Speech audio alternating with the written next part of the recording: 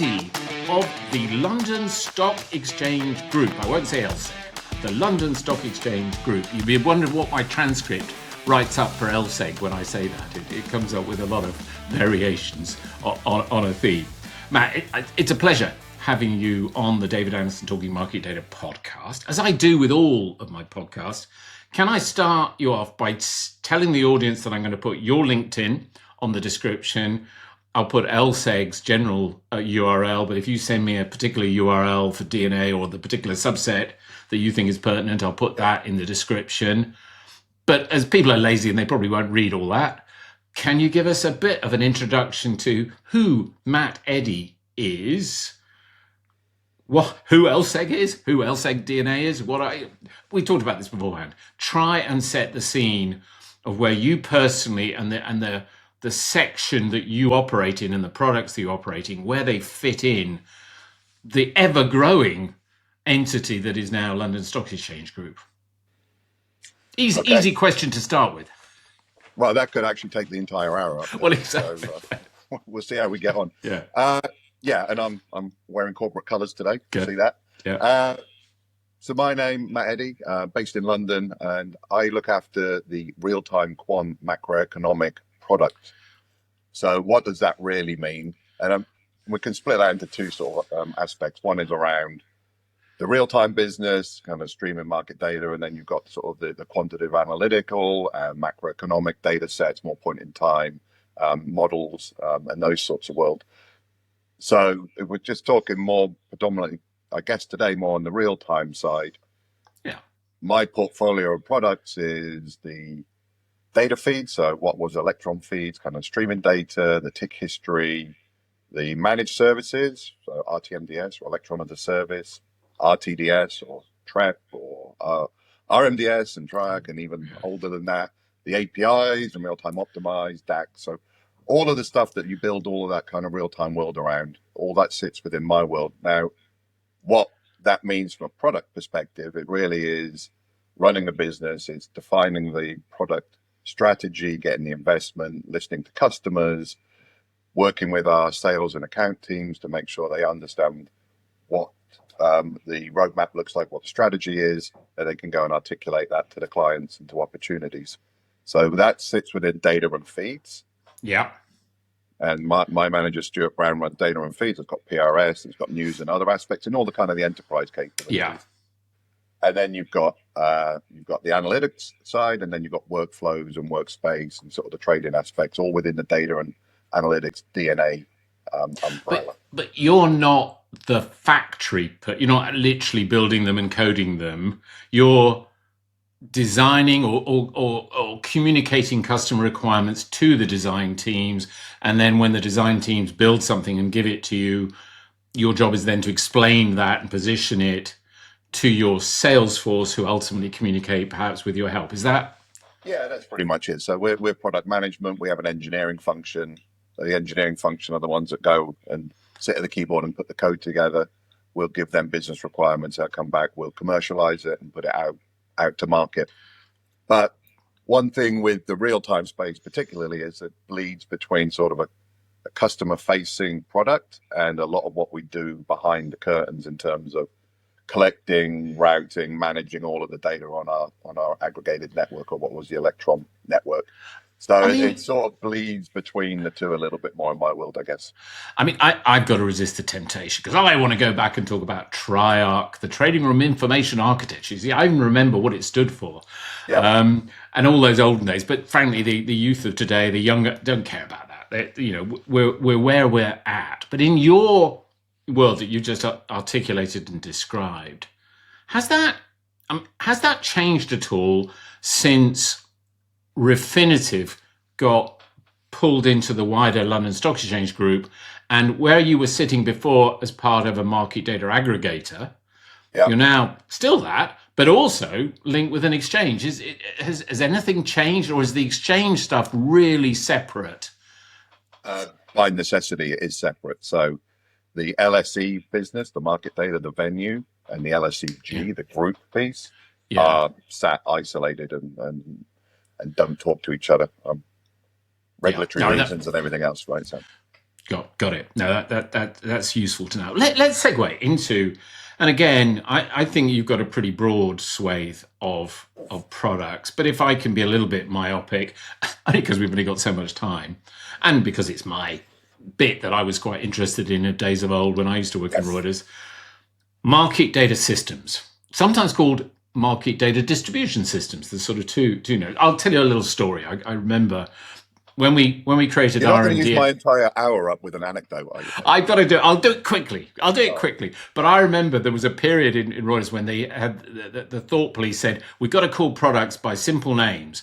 Reuters followed by a name that it is. So what should we call the new market data system? Let's call it the Reuters market data system. I think that's because certain French subsidiaries were calling things Cobra with a K and coming up with it. Yeah. Anyway, sorry. Yep. That I remember RMDS, and now you've got RTDS. But modern, not old stuff that David remembers.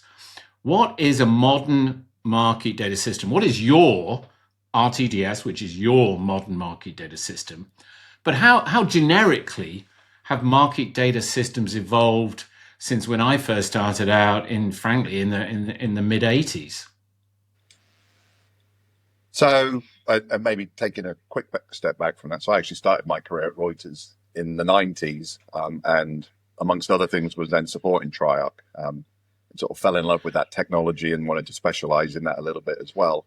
And then went from there and moved to Chicago and left and kind of worked through various banks in the US and then of course in Singapore, but always, even if I was looking after other technology, there was still Triarch or RMDS and TREP. It was sort of, I've either been installing it or supporting it and now running the product for it. So it's, sort of near and dear to my heart. So in terms, probably there's two questions you're asking there. One is what is the platform? Why is it important? And then how does it maintain its importance and what's it being used for? I think if you look back, I don't know, probably 20 years ago, really the goals it was trying to solve for was being able to deliver a lot of data in cost effectively. And you look at multiple data feeds from lots of different sources. Yeah, exactly. Aggregating those, but then trying to do that cost effectively and efficiently. You look back at sort of telecoms costs and the stability and the bandwidth of lines, it was a lot more expensive back in, sort of 15, 20 years ago than it is today. So it was bringing the data in once and then being able to distribute it out and manage it and give it into different workloads and different desks and different offices and different geographies. And that's where it's been working and being really successful. And not just the products we've got, other competitors are doing the same, right? But being able to bring the data in, use it effectively and efficiently, manage it, control it, entitle it, cost control, and then being able to pass that out and deliver it to use cases, whether it's low latency, eyeball users, end of day, recording it, data lakes, whatever it's going to be. That functionality has not gone away, or that need hasn't gone away. And some of that is due to the fact that it's been doing an absolutely fantastic job in situ doing that in its various guises, and technology enablers have kind of allowed us to move things around the edge. But core capabilities is making efficient use of data. And that problem hasn't gone away. That use case hasn't gone away. What's probably changed is technology's got more advanced. Telecommunications, network comms has probably got a little bit cheaper and you can buy more bandwidth for a lot less. And some of the use cases are probably more advanced as well. So where it might have been end of month settlement, end of week settlement, end of day, it's like near real time risk calculations. There's the industry is evolving, and it continues to evolve. So it's how do we manage to stay on top of that? The other angle that probably to think about as well is apathy to change and inertia. I've worked at several banks, and all of them have core capabilities or an application that runs in the very center of that entire trade floor. If you turn that application off, then the bank stops running. And where the source code is for that, no one really knows. And no one really wants to touch the box, and no one wants to turn it off on a power down because everyone's frightened of what it might do when it comes up, if it comes up. So there is an element of that. So there is, a backwards compatibility aspect we have to maintain. And, you can call it legacy. I call it backwards compatibility. We're beholden to the use cases our clients have. we can move them along on a journey to try and make them more efficient and give them better APIs and different ways of integrating and using our data and our capabilities. But we still have to make sure we've got that backwards compatibility. So I guess that's kind of our ethos. And then in terms of where we look going forward, there's a bunch of factors at play there. One is, what technology enablers have we got? What's the industry expecting to use? You know, we haven't, well, cloud is obviously prevalent and a game changer, and we talked about it pretty much ad nauseum, and I think we will for the next 10 years as well. And then with the new breed of engineers coming on board, what do they expect as well? You know, the tried and true and, you know, somewhat crusty old market data guys, myself included, have a particular way of working and understanding that. A newer generation coming through might not want to see those same kind of capabilities. That's the stuff we need to engineer for. I mean, a flippant question that popped into my head. If you or somebody like you just sat down with a blank sheet of paper and built a brand new system from scratch, would it be better than the legacy development system that's built over years and years and years? I mean, I don't know if it's actually, to your point earlier on, you just can't rip out a system. That's the risk factor, isn't it? It is, yeah. And I mean, there's a reason that RTDS is in 97 of the top 100 investment banks. You know, it does a fantastic job. It's got a pedigree, it's got a heritage, but then we don't really want to sit on our laurels either, right? So if we were going to design it from scratch, and we have sat down as engineering teams and the product and sort of had those whiteboard sessions, what would change? Would it change fundamentally? It's still a need to be able to produce, or to have producers and consumers of data, and being able to offer management of that. I mean, the basic tenets are the same. The underlying technology and how you might either market it or commercialize it might change.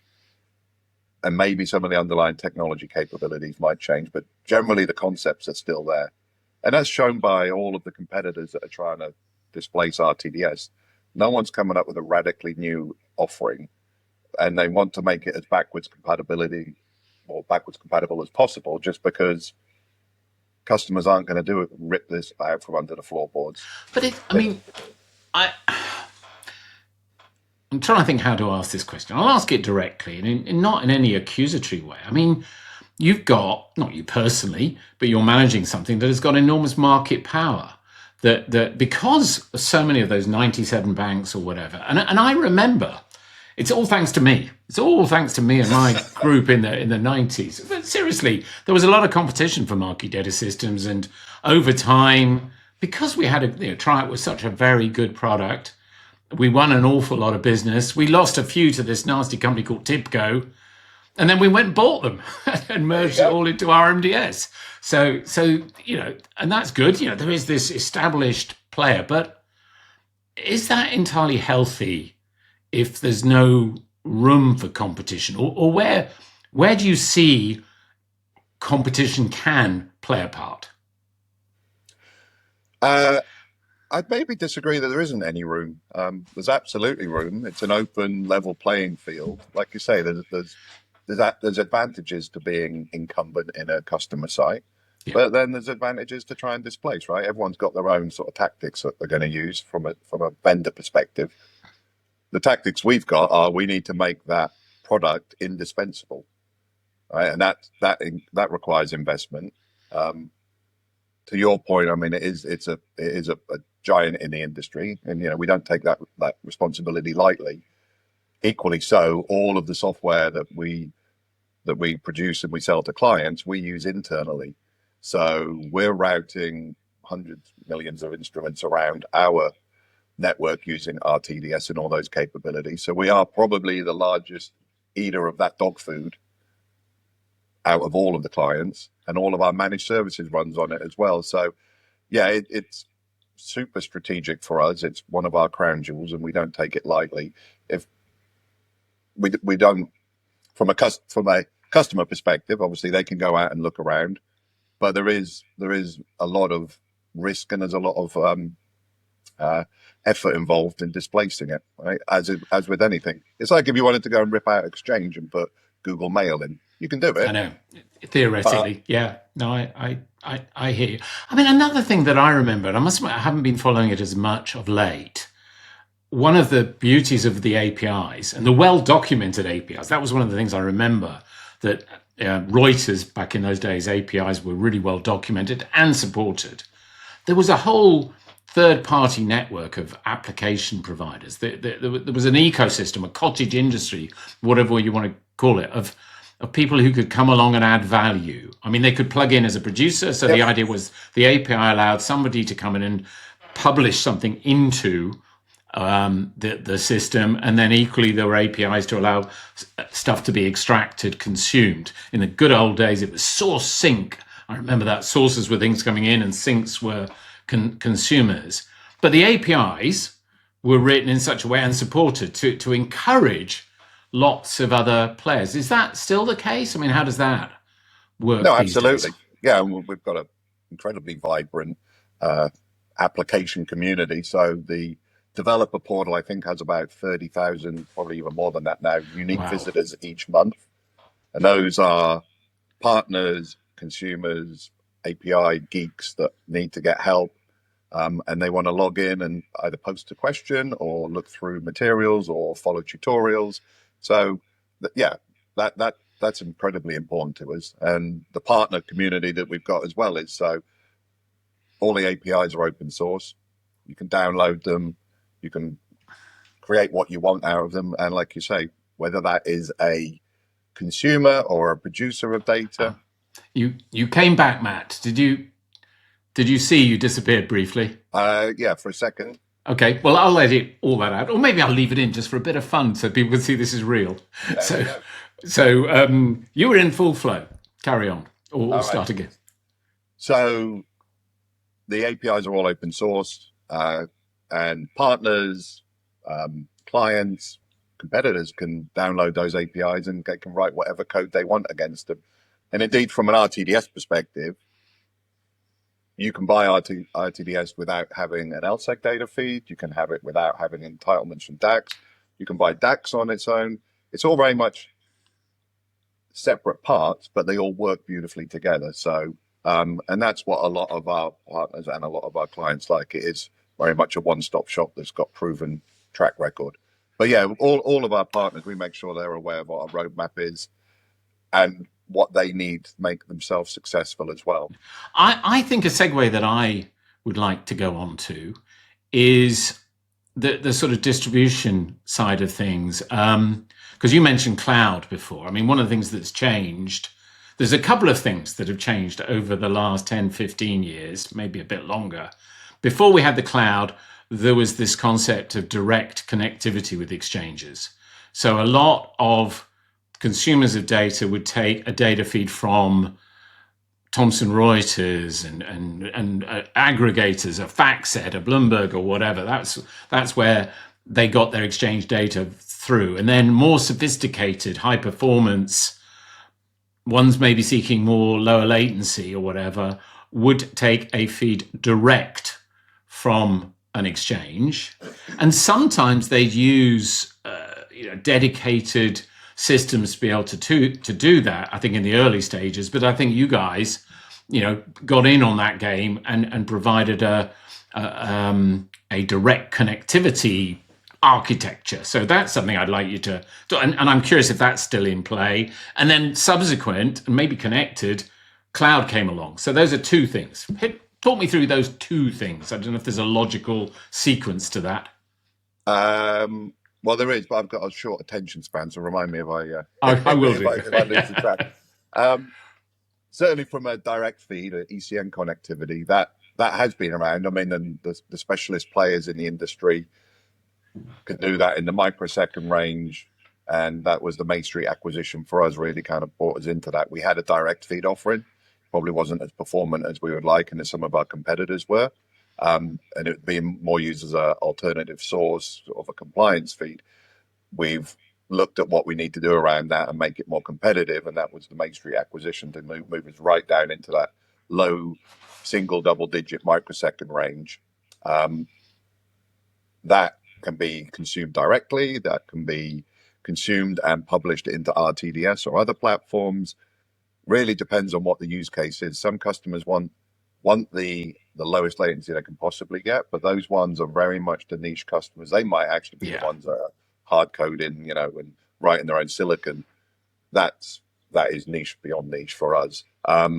What we're looking at doing is offering a highly competitive low latency feed that can then either be consumed as a library and sort of basically a crossover cable into an exchange location, or one step removed from that and kind of semi-normalized with a light data model that's consistent with RICs and with the wider LSEG data model, or be brought in and then it can be cascaded into RTDS. You can then run qualities of service on it to degrade the sort of the update rates and make it more manageable for other consumers. So it really is, it's a complementary service that sits within our portfolio. But it's something our customers were asking us for. And you've said two words in there which I like to pick up on, and there's a distribution angle and there's a normalization angle. So the distribution is about getting data in and be able to get it distributed efficiently, effectively across a network. Yeah. That's one thing. And in the ultra low latency or low latency, you want to do it very, very quickly, but reliably. You don't want to miss anything. That's also a critical thing in these markets. The normalization, and you use the word light normalization, we'll come back to that. Normalization is all of that data is garbled up in different data models, in different structures and whatever. And the poor consumer, the poor recipient of all that data would have to do a lot of work to understand all the different elements there. So one of the fundamental building blocks of Triarch, RMDS, TREP and all is this normalization. Help me, normalization, light normalization, not any normalization? I mean, are all three flavors available? Well, it kind of goes back, I guess, to the direct feed piece. If you want to speak the exchange language, then you absolutely can. But you're going to have to learn that language, and you're going to have to keep up with that language as it changes, whether that's adding precision, MIFID fields, greater granularity, fractions, decimals, whatever it is. All those changes happen on a regular basis. You've constantly got to adapt that language. If you want to do that, then you can. If you want some light normalization, then that's where our direct feed. What is light? Light. What does that mean? So we still want to move it into the kind of the RIC symbology. But what we don't want to do is, well, if we have a look at what our consolidated feed is, that many will know as Electron, LSEG real time, that takes effectively 575 different venues or different languages. And that could be itch and mitch and fix and whole range. And then puts that into a standard data model, into a standard template. So you always know where trade volume is going to be, last price, bid and ask. We do all of that language translation, and then we put that onto the same distribution bus, to your point earlier, and make that available through one pipe. So you have a human readable symbology, and then you have a consistent data model. What we also then do a whole load of value add. So we'll calculate fields and we'll inject those back into that RIC. So 52-week high, open, high, low, close, they might not be coming from the venue. We'll run analytics on those, inject it back into the instrument and make that available. Now, what a lot of customers and partners don't realize, because we've been doing it for decades, is that is actually LSEG data we're putting into that symbol or that ticker to complement the stuff that we're taking from the exchange. Now, a light data model is where we might look at the exchange might only send 20 fields. We might send 40 or 50 if we're calculating and adding value add stuff. We won't do that on our direct feed because we want to keep that model as lean as we can. So we'll only send the fields that are absolutely necessary and typically the ones that are coming straight from the venue. So it's a consistent data model, but it doesn't have all of the value add stuff wrapped in. Yeah, from memory, was that market feed? I remember that. Was that the data model? I remember, which described all the records and the field types, and they were all numbered. So again, I digress. So that's all part and parcel of it. We're moving beyond that just because the scale of data is, ASCII format, field value pairs. It doesn't work for us anymore. So we're actually having to look at what we're doing around market feed and deprecating some of those capabilities. It's so times are changing. Yeah, times are changing. I mean, another, again, because I listen, you listen, you're out there in the market. And another phrase that I've heard, lock-in. There's a lock-in. And that is posed as a criticism. Is it posed as a criticism or a critique or whatever? I don't know. But the phrase is used. And again, when you talk about these data models, in a sense, if you have written everything to APIs and data models and symbology, to some degree, you're locked in. Now, I'm not saying if that's a good or bad thing. I mean, what are your I've been on thoughts? both sides of the fence, and I was a large US investment bank where we were concerned about lock-in, and we're looking at abstraction layers and other ways to remove that so-called threat.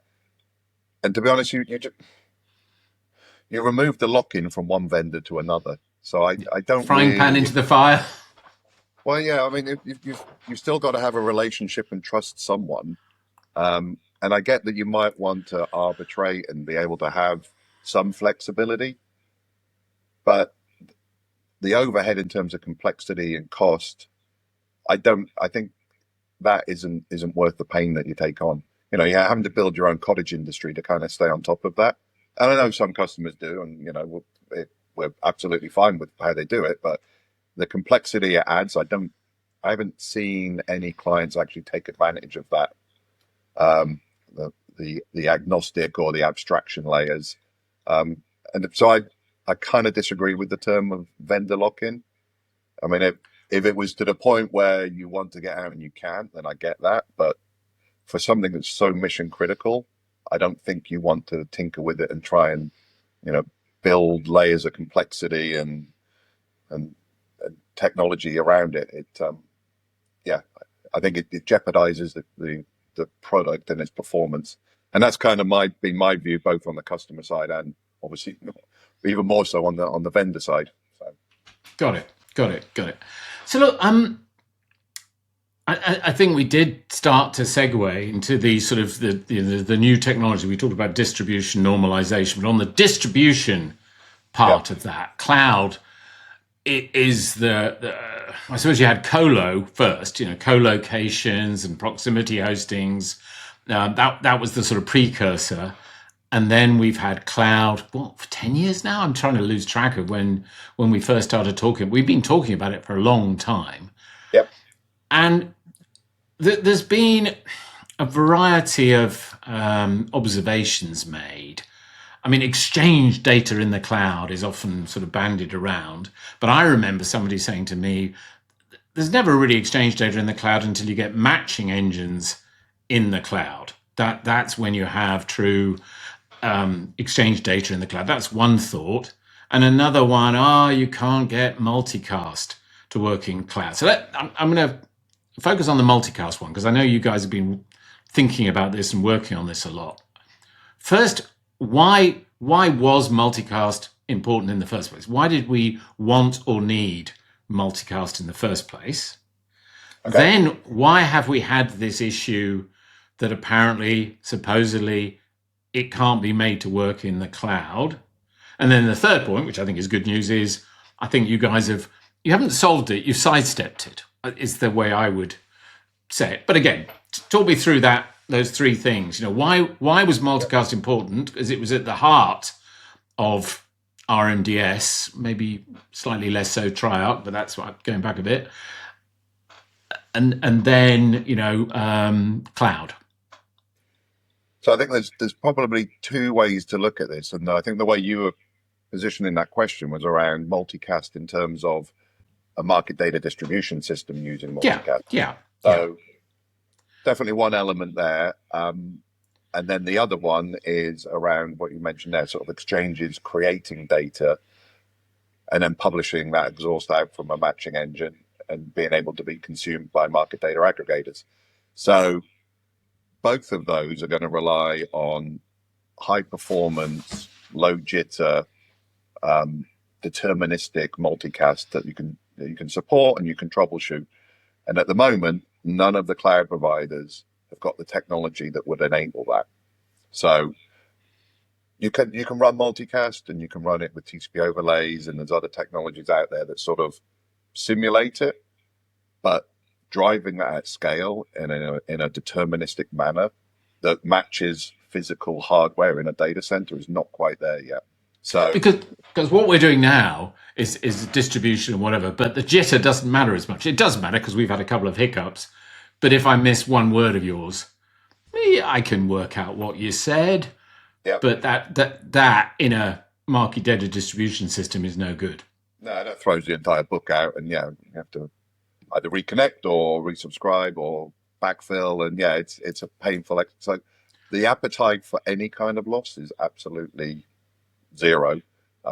So that, and then the deterministic performance. So even at the highest volumes, you're still getting the same performance at that point as you are off market. So from that perspective, on the data creation side, from an exchange, that's still a problem that we're trying to work through. Not just us. That we've seen the announcements with CME and Google and Nasdaq and AWS, etc., and Microsoft and LSE. That's a common industry challenge, but we face the same challenge when we look at the market data distribution system as well. So with RTDS traditionally running with a multicast backbone, so all of the producers of data have the ability to send to many different consumers of data, so the sources and the sinks, as you mentioned earlier. That across multicast just doesn't give the performance that we like. And we've been benchmarking with multiple cloud providers, multiple technologies, multiple ways to try and get around that, and we just don't see that performance yet. And we don't want to put our seal of approval on it. So from a sort of a supportability perspective, we're still a few iterations away from that. So what we've done with So the wrong way of thinking about it was to say, how can we get multicast to work in the cloud? The right way was to say, well, why did you want why multicast is just a thing. The actual benefit you were seeking was XYZ, and maybe you can get that benefit through a different mechanism. Definitely in the short term, and probably at a customer by customer basis. And that's what we're doing with what the real-time connector is, which is a component within the RTDS suite. That is all unicast, it's all TCP, from where it caches the data and distributes it and fans it out to clients. That's all kind of a TCP mesh. That replicates most of what multicast does. There's a couple of things it does better and a couple of things it might not do quite as well, depending on what your angle is. But trying to solve for multicast is still probably the way the industry is going to go on how that can happen at scale in the cloud, because the amount of data being created by all of these different exchanges, the TCP way of doing that is just not scalable from a technology or commercial perspective. So multicast, unless there's something new that we can leapfrog to, multicast in the cloud at a layer 2 pure networking capability, that's where the industry's, that's the next big thing to crack. I don't know what other industries use multicast as extensively as us, really. I could imagine, but I'd be guessing. So. No, and the reason I asked the question was just, I suppose if there were other people interested in it, maybe there'd be more effort placed on it. Again, your sense when you talk to the cloud providers, I mean, how important is it for them? Because, I mean, we think we're really important. We think the be all and end all of the financial markets and else.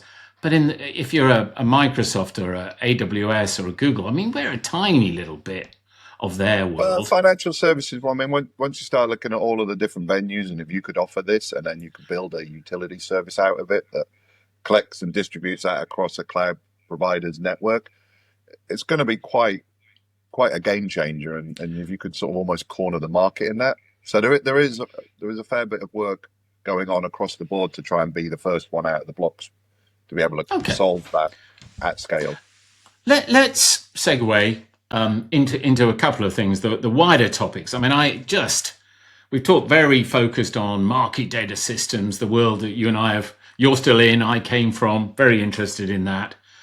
But what are you seeing where you sit, the wider market data industry, what exchanges are up to, what data vendors are up to, the role of cloud, high performance computing? I mean, I'm really pleased that we had AMD now becoming a member of FISD and engaging with the market data community, talking about chips and chiplets. And then AI, you can't avoid AI everywhere. What are your, again, you've got about 5-10 minutes to talk on those. So I'm maybe not even going to talk about any of those, at least not directly. I think what they are doing, they're all enabling new ways of working, but equally so, what we're seeing across the industry, there's probably a couple of interesting things that have just crept up fairly recently, I guess.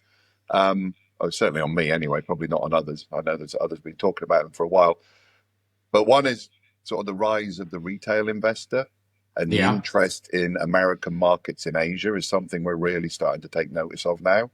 Um, Both from sort of a capacity management perspective in terms of the data that that's generating and the change in where those data sources are. Obviously, a lot of it currently is created and the trading happens in the US, but Asia wants to be able to trade on that 24 hours a day, Is mainly this the outside of the US. 24/5 discussion, isn't it? The Well, it's kind of 24/5. leading into that, yeah. So alternative trading systems was sort of the first thing. So Blue Ocean, as an example, have Yeah. spun up, and they're giving that ability for Asia to sort of trade on those markets to a certain extent. That's one big thing, but the kind of the investment and the wealth that we're seeing being driven out of Asia, everyone's got access to wealth. Everyone wants to have their own portfolio of stocks. And so, how is the industry adapting to that? So, 24 by 5 or 24 by 7 trading is definitely one thing. And that's going to be really transformational across the industry. You know, when does start of day checks finish? When does embargo periods begin? When is an end of day settlement price? You know, it's like lots of different things like that you have to think about. When can we make changes to the system? So, we're looking at that. But then the other angle is just around retail investors, casual traders, fractional shares, and all of the data volumes and all of the change in the sort of the trading patterns throughout the day really are, that to me is one of the interesting things I'm trying to understand and get to the bottom of right now. We had an I mean, example in China on Shenzhen. They had a stimulus package there, and there's a lot of excitement, a lot of interest. And because we're also then offering fractional shares of traditionally, much larger stocks, I think the order book depth hit about 200,000 when, typically we maybe sort of 10,000 would be a maximum. So how do we deal with that? What customers need to see that depth of book? And increasingly, the sophistication of retail portals are asking for more and more both full tick data and deeper books because the trading patterns of these casual traders is getting more complex as well. So there's some interesting dynamics at play there that are going to fundamentally change how we manage these systems and how we operate, on a day-to-day basis. does that, I mean, because I would have historically said that retail brokers, from a technology engineering perspective, were relatively unsophisticated because the downstream users were relatively technically unsophisticated. But what you're saying is you think it's all building up momentum, and the customers, the end users, are more sophisticated, and these retail is this people like Robin Hood and Yeah, Toro, or those are the sort of players, aren't they? It's yeah. not, because it's not the area I'm as conscious. We've Goldman Sachs, J.P. Morgan, all the Fidelity. That's been the sort of focus. But interesting that you're seeing these other players starting to have appetite. Well, and then equally so, then the big traditional sort of names and brands that you just mentioned then need to start thinking about how they're going to respond to this as well on their Yeah, wealth platforms. yeah, So the volumes we're seeing, and obviously with the one man market volatility creator in the White House at the moment, yeah. seeing record peaks constantly on our backbone, and not just at US Market Open. That can be a tweet on any different platform or news breaking. So the it's definitely the changing way of the market data world in terms of the volumes we're seeing, where it's consumed, when it's consumed, and how we need to manage that on a go forward basis. So you know AI is going to play into that because you can put straight trading strategies in and have that work when you're asleep. The chips and chiplets and the kind of the ever increasing capabilities drive volume up. It's no coincidence that market data volumes go up at about the same rate as Moore's law and kind of the doubling of compute. It's all intertwined, and so we need to be aware of that. We need to think about where we're going to be in 10 years' time. And actually, that's one of the big programs. Where you're going to be. I suspect I'm not going to be. Speak for yourself. We'll see if I'm still around in 10 years, literally, or in the market data industry. Oh, I'm touching wood as I say that. Oh, that's not a nice way to finish, David. No.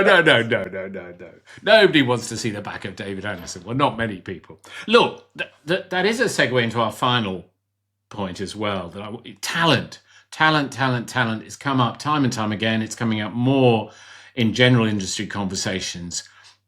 Specifically, and I think it's pertinent, I've heard people say those that have the incumbent system that was Triarch, that became RMDS, TREP, and now RTDS, a lot of the guts of that, the core of that, there were a small group of people of my sort of age in their mid-60s who really understood that. And people like me as deciding to go and retire and enjoy our lives and not have to have conversations about multicast anymore, although I find it fascinating.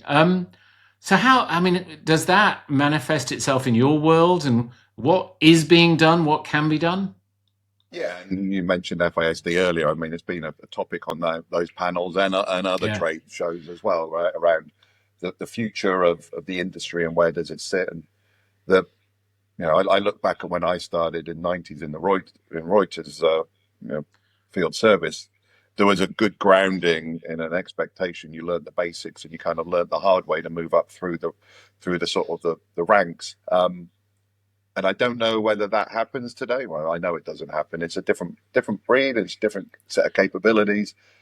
People are being taught different things at school as well and at universities. Well, a lot of the field engineers came from the RAF or the sort of REME or mechanical engineering or electrical engineering.